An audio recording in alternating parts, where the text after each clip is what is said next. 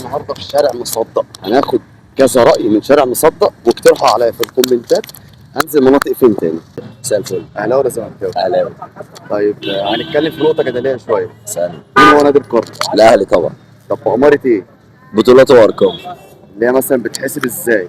بطولات لو هتحسب في الدوري، لو هتحسب في السوبر، لو هتحسب في افريقيا، فحتى في افريقيا على مستوى افريقيا كله احنا رقم واحد في افريقيا. تمام. اكتر عدد بطولات افريقيا. تمام. بس. طيب ابو تريكة ولا شيكابالا؟ ابو تريكة طبعا. ابو تريكة طبعا؟ طبعا. ليه؟ عشان ده بالنسبه لي انا مثل الاعلى، ده بجد بقى بعيدا عن اي تسجيل. ده بالنسبه لي كده مثل الاعلى. طب انهي احرف؟ انا احرف؟ من ناحيه، انا اقول لك على حاجه، ممكن تقول مهاره شيكابالا، مش هكدب عليك.